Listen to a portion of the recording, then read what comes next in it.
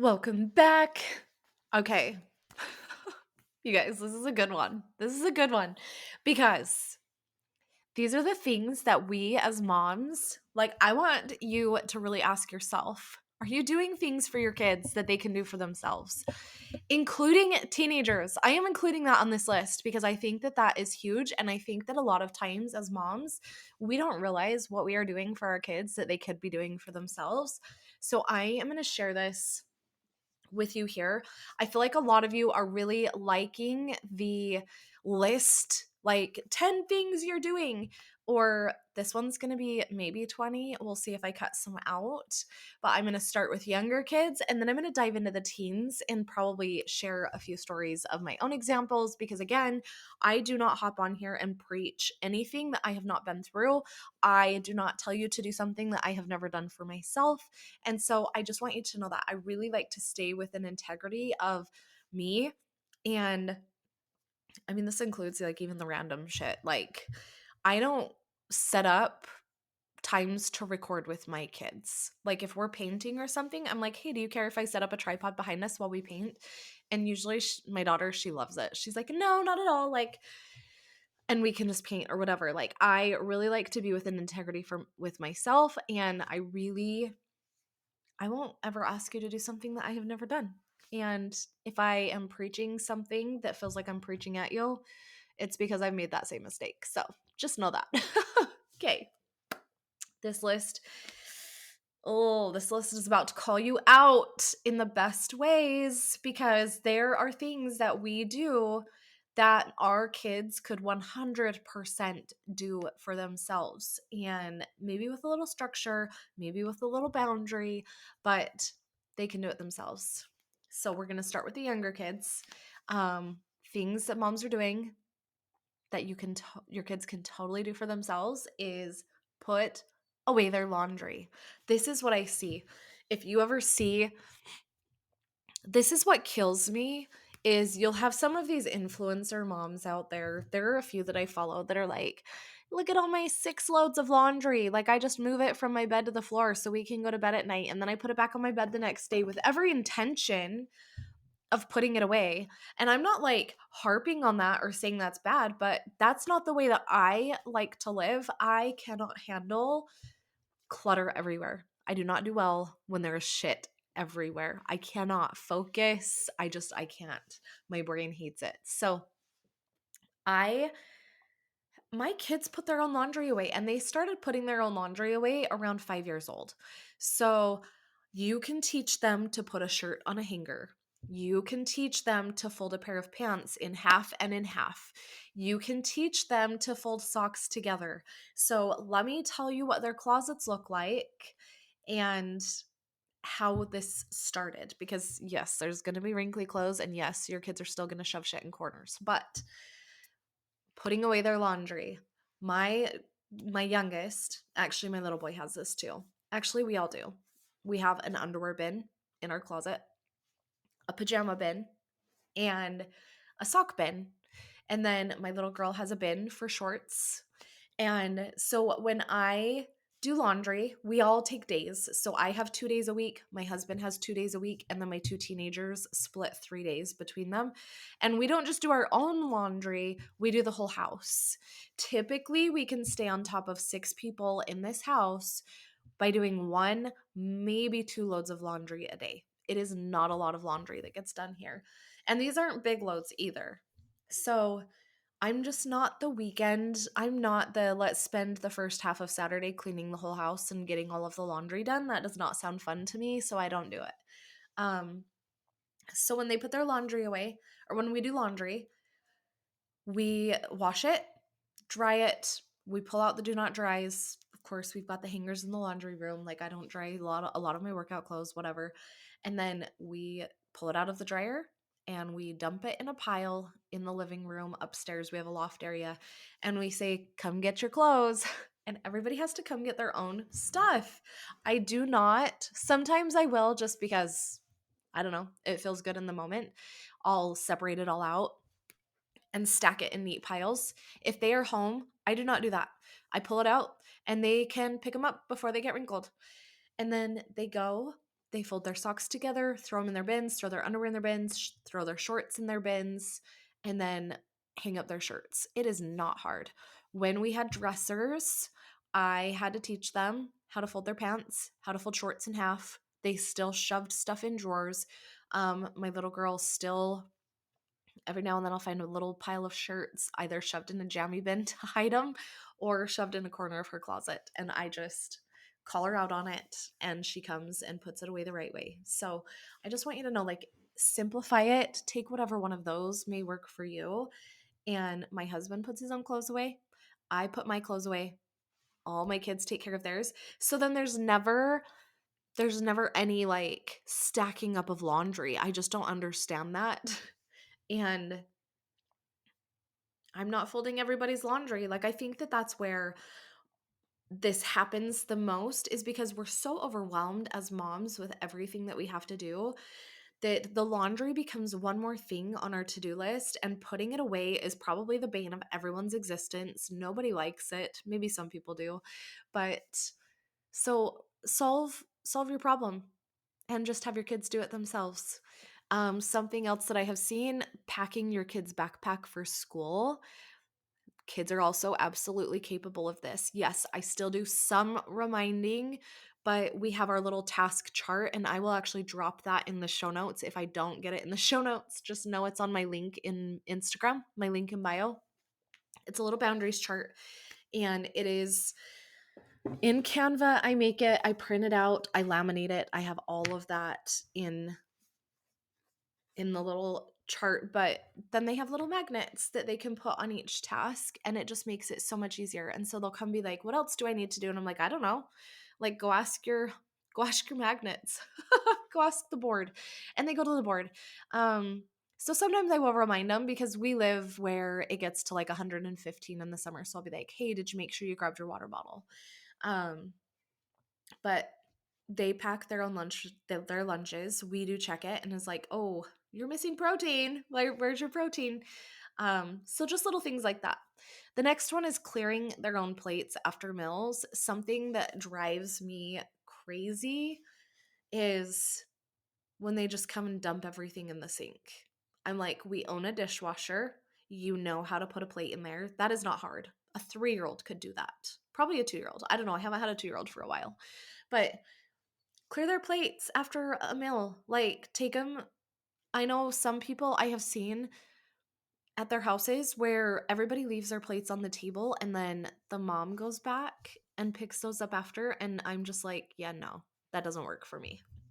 So decide what feels good in your family. But just know, we're teaching our kids, like, our goal as a mom is to really teach our kids how to be self-sufficient, how to be independent. And if you don't want your sons finding a partner and treating them the same way that they're treating you, then you've got to change your behavior. You've got to put that boundary in place and say, hey, you take care of your plate. It is not my job. I am your mom, but I am not your maid. And you get to clear your plate after dinner and put it in the dishwasher. If the dishwasher is clean, then why don't we all help empty it?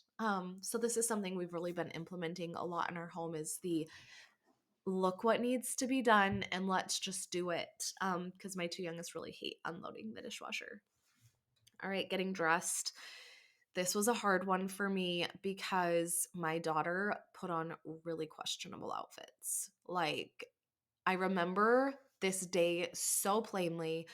She had on all cheetah. She had these little cheetah. So Converse lets you do these customized shoes. So she had designed her own cheetah Converse.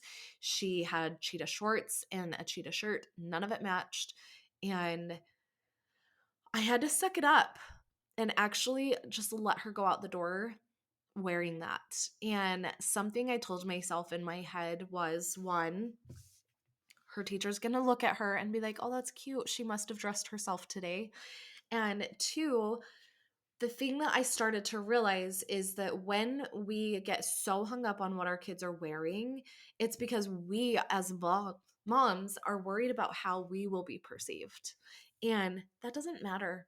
Our kids are their own people. And I think one of my goals is to also not shut my kids down, because we get shut down a lot, right?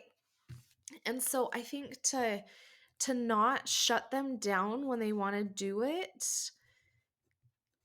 We have to let them do it and suck it up. That's the only way I know how to say that. Is like we have to just like suck it up. Okay. Bringing dirty clothes to the hamper if they leave them on their floor or in the bathroom after they have showered. It is not your job. It is their job. That is also a reminder on my kids' task chart. And again, the link will be in the bio. You can look at that and make it your own. But you're not a personal scavenger hunt service, so that is also not your job. That is their job to take care of their clothes. And if they find, I used to do this to my husband. He loved making a pile of his dirties on his side of the bed. It was one thing that like drove me nuts. And I'd pick them up every day and I'd wash them. And eventually I was like, why am I doing this? And I stopped. And I remember the day that he came to me and he was like, hey, babe, do I have any clean pants? And I'm like, I don't know. Do you? Like, did you wash them? If you didn't, you probably don't. Um, and eventually he caught on. But that was one of my passive aggressive ways in the beginning when I was starting to like notice that resentment and just starting to notice things that I was doing that I was like, I don't need to do this shit. Before I knew how to put a healthy boundary in place. That was how I handled things. So, not super proud of those moments, but they were there. All right, tidying up their rooms. This goes for any age kid. It is not your job. They are perfectly capable. When my kids were little, we would call it Operation House Reset. Hey, let's see if you can clean your room as fast as Lightning McQueen. Or now he's 11 and actually he has been doing a very good job at keeping his room clean. Now it's my 9-year-old that's struggling, but it'd be like, do you think you could clean your room before this song ends? And just make it fun. Sometimes he looks at me like, you are so dumb, but it's fine. It's fine. Making a simple snack or breakfast, they can do that themselves. I am not the mom that gets up and cooks pancakes every morning. Yes, sometimes I love. So, if you've never heard of the 90-10 rule, it's like 90% of the time we should be filling our kids like emotional piggy banks. 10% of the time is like asks, reminding them to do chores, whatever it is, right? So, sometimes I want to fill their little emotional piggy bank up a little bit more. And so when they get home from school, I'll have a snack sitting out. I'll make them a smoothie. Like I made them a smoothie the other day. It just depends. If I don't fill it, I don't do it, but they definitely don't come home and expect it. The rule in our house is something out of the fridge before something out of the pantry. So I picked this up from a friend of mine that owns they own like a fitness supplement store. She's a coach. And I loved that because then I don't keep too much like snacky, sugary foods. We don't do cereal at our house very often. They do toast a lot. So like really their only options are like apple, a cheese stick, an applesauce, things out of the fridge anyways, but I just also want to like put that out there that if you're wanting your kids to make healthier food choices, you are in control of what you bring into the house. And so there is that. Brushing their own teeth and hair. My 9-year-old will do her own hair sometimes, and sometimes she wants me to do it. And when she asks me to do it, I will do it. But if she wants to do it, I let her do it. Setting the table, helping with dinner prep. We now have hit a season where we never really set the table. We would just stack plates on the counter and everybody would come get their own dinner and then we would go sit down and eat and then everybody would clean up their own plate. So I was not the mom who set dinner out on the table and then we all sat down and we scooped our food onto our plates. It was like the food was in the pan, you go dish it out of the pan, and then you go sit down. So, in case you're wanting to know what that looked like for us, that is what that looked like for us. I'm not the mom that sets out a platter on the table with all the food and we sit down and like scoop it up. That's just not how we roll here. So, managing their screen time is like one that I put on here. And this one is a hard one for younger kids because one, their perception of time is really tricky. And two, they don't want to get off. So I have started to teach them, yes, you can play, but you need to set a timer for X amount of time. On the Switch, I control that, and so I set the timer. But I just wanted to put that out there that like they can learn how to set the timer and like, hey, if you don't get off when the timer goes off, then we're not going to be able to play it tomorrow or the next day or like whatever day. We don't play it every day. So next time you want to play it, we're not going to be able to because you didn't exercise that. Like it is hard to get off of something that you're having so much fun and you don't want to get off of. But if we don't, then we can't do it again. You're just not doing them any favors. By doing all of this, you're actually robbing them of the confidence that comes from being capable and self-sufficient and doing these things on their own. And so don't take that away from your kids. Okay, let's move into the teen list. I feel like that one took longer than planned. Maybe I could do it as a separate one, but let's put these together because I feel like a lot of the moms that I serve were in both. We're kind of in, maybe you have tweens, maybe not, but let's just start here. So again, laundry. I've already talked about this one. Waking them up for school. No. No. That is not your job. That is not your job. Now, there have been a few times that yes, my daughter has her own Alexa in her room. She does set an alarm, and sometimes she wakes up and doesn't realize and shuts it off. And so she had like 3 set for a little while, and I just finally looked at her and I was like, one alarm, get up when it goes off. And she has done very well. Every now and then she'll sleep through it and I'll go in there. And when I go in there, she has like 30 minutes to get ready. And that's on her, not me. I don't make her lunch. I don't make any other lunches. They make it, they can pack it or buy it. Both are options, but I'm not making that for them. Reminding them of deadlines or assignments, that is on them. So the boundary that we have in our house is if your grade falls below a C, you lose your phone until it's back up. That puts everything on them. Their assignments, their deadlines, their whatever, that all falls on them. I don't need to remember that and I don't need to remind them. I just check their grades every Friday, and if a grade falls below a C, they really hate losing their phone for the whole weekend. So ever since we implemented the boundary, I haven't had to remind them, and their grade has never fallen below a C. So there's that.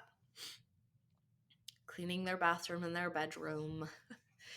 Also a tricky one. They know it's their responsibility. They know the expectation is that when they leave the house in the morning, their bathroom is picked up, because we all know a teenage girl, maybe a teenage boy, I don't have a teenage boy yet, but a teenage girl has makeup, has face wash, moisturizers, like shit everywhere, and hair in the sink.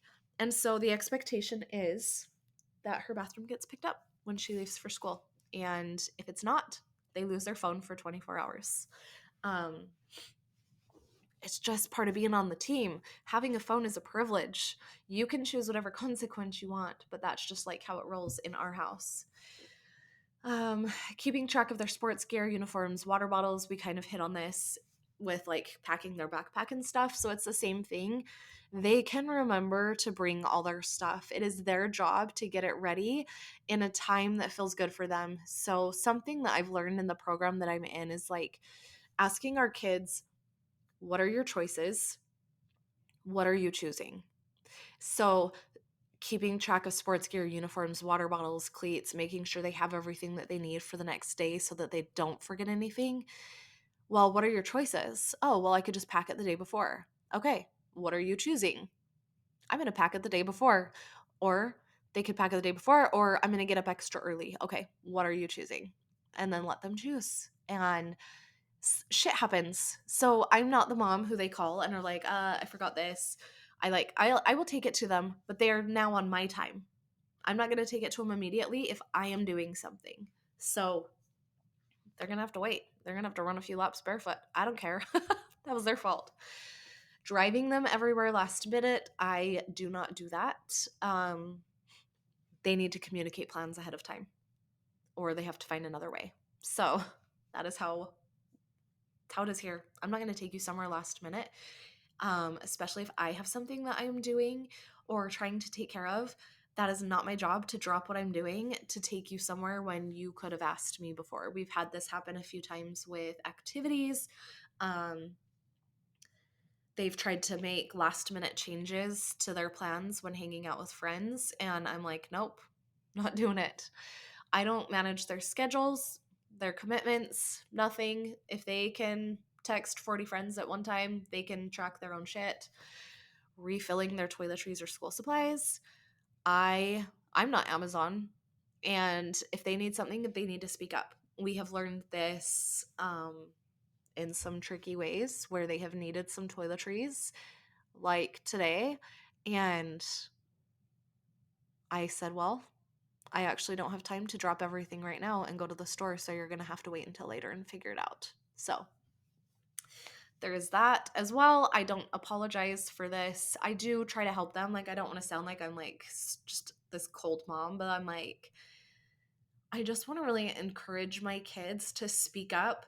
Hey, if you only have 5 Q-tips left, let's say Q-tips, right? If you only have 5 Q-tips left, you probably need to tell me so I can like get some ordered or add it to our grocery list that I'm going to pick up in a couple days or whatever that is, so that then you don't run out. And so I start to teach them to think ahead. Like, hey, if you only have 2 tampons left, you're probably going to need them. So you tell me. And then apologizing for them or solving their social drama. Nope.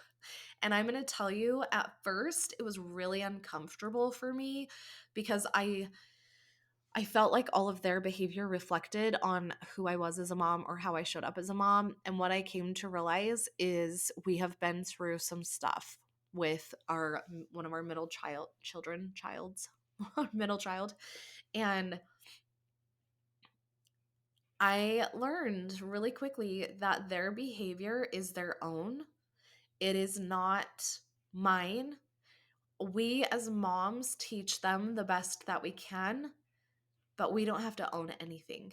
We don't have to own their behavior. We don't have to own actions that they took in public.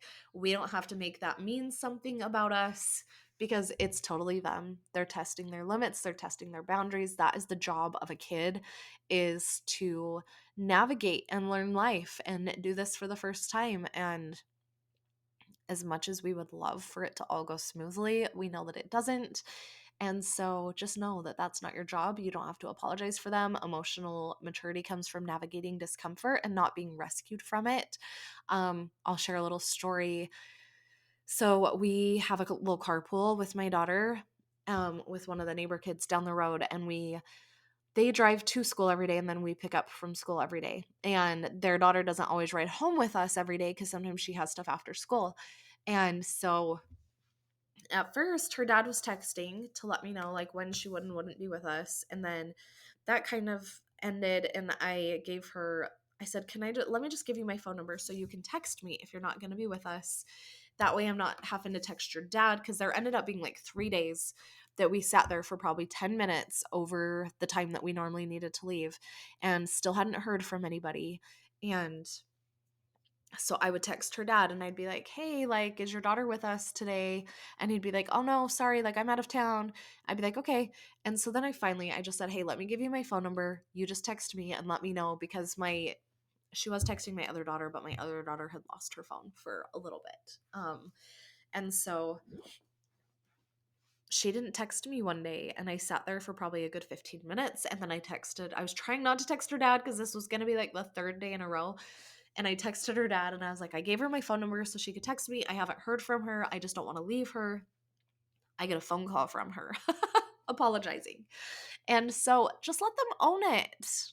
That is not a reflection of how her dad is parenting. That's her not communicating. Our kids get to learn how to communicate. And if we do not hold them to that standard, then they're going to continue to blame you for the reason that shit falls apart. And it's not your fault, it's theirs. So we're raising future adults. We are not raising kids that live in our basement until they're 40. It is about teaching them how to lead. It is about setting boundaries, how to stop being the maid, and just start really leading them into life how you want to see them live it. We teach them to be independent and to create what they want. And so I just want to leave that with you today. Yeah, and so I would love to hear which one resonated with you the most. Doing these lists are actually kind of fun for me. because it gives me a chance to look back and see how far I've come, because I really was the mom that thought I had to do everything. And now being on the other side of that, life feels so much better. And yes, we still have our struggles now and then, but oh my gosh, I'm not doing it all. It doesn't all fall on my shoulders, and the guilt is gone, and it just feels good. It just feels good. I can take time for me and not feel bad about it. I know that I am modeling behavior that I want my kids to have when they get older. And this includes boundaries that I've set with my partner, with my husband.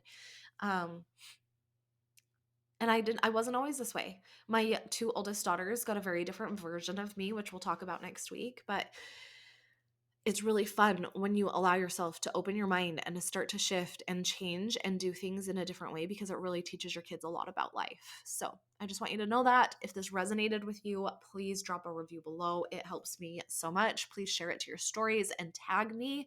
I love to know what you take away from these episodes, and I will talk to you next time.